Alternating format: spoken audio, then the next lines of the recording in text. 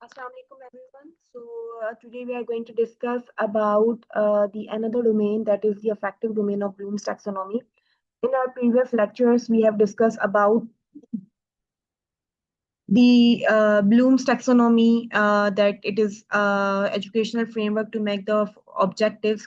Then we discussed that there are three domains of Bloom's taxonomy. The one was the cognitive domain, and second was the psychomotor domain, and third is the affective domain, on which we are going to discuss today.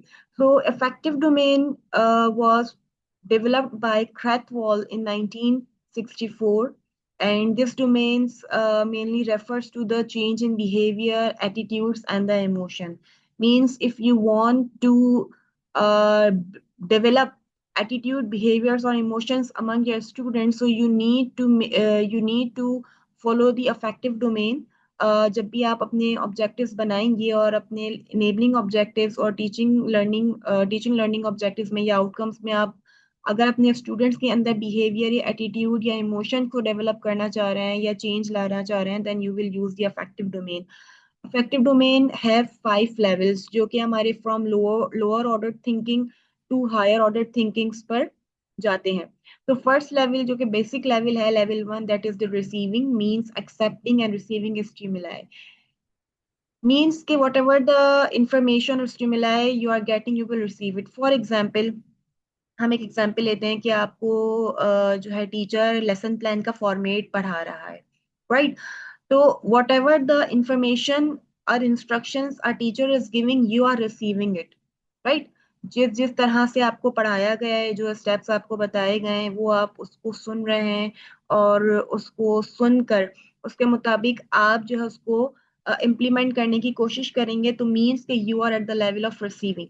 Then second level is responding level. थोड़ा आप upgrade होते हैं. Responding means कि जब जब आपसे lesson planning के बारे में पूछा जाएगा, या जब जब आपको क्लास दी जाएगी फॉर इम्पार्टिंग इंस्ट्रक्शन, तो उस वक्त में आप किस तरह से रिस्पॉन्ड करते हैं. क्या आप उन इंस्ट्रक्शंस को फॉलो कर रहे हैं जो आपके टीचर ने आपको बताई है for making the lesson plan.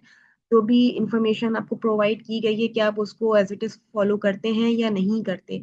आपसे पूछा जाए कि लेसन प्लान क्या है या क्यों जरूरी है, तो आप उस पर क्या रिस्पॉन्ड कर रहे हैं, आपको कितना समझ में आया है. This is the responding. Then we have the third level, that is valuing, means giving worth and commitment to a specific object or task. कि आपकी जो इम्पोर्टेंस आप अपने टास्क को देते हैं, हम जैसे सोचते हैं ना कि पहले मुझे ये काम करना है, सेकंड मुझे ये काम करना है, थर्ड मुझे ये काम करना है, and so on.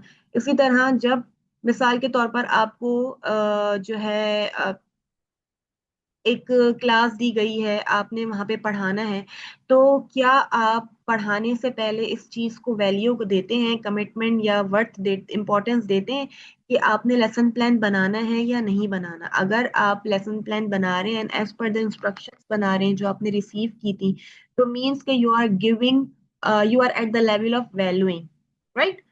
Valuing means to give importance to specific task. Then fourth is organizing. Organizing means prioritizing and organizing values. यानी कि फर्स्ट स्टेप पे हमें क्या करना है, सेकंड स्टेप पे क्या करना है, और उसकी कितनी इंपॉर्टेंस है.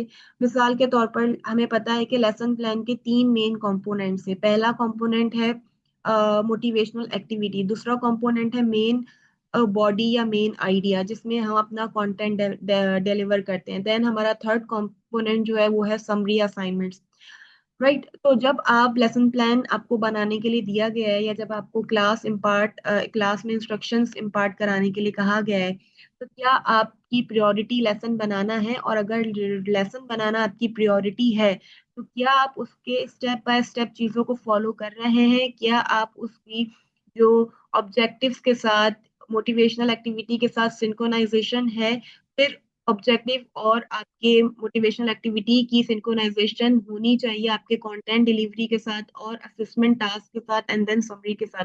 तो वो जो आप सिंक्रोनाइजेशन बना रहे हैं, तो क्या आप उसके स्टेप्स को प्रायोरिटाइज कर रहे हैं? ऐसा तो नहीं कि कोई स्टेप आप स्किप कर दें, राइट? तो ये हमारा ऑर्गेनाइजिंग लेवल है. Then we come toward last level जो हमारा हॉट्स है, यानी कि higher order thinking. Fifth level है जिसमें हम इंटरनलाइज कर लेते हैं वैल्यूज को, या सिंपल अल्फाज में मैं कह लूँ कि वो आपके लाइफ स्टाइल बन जाता है।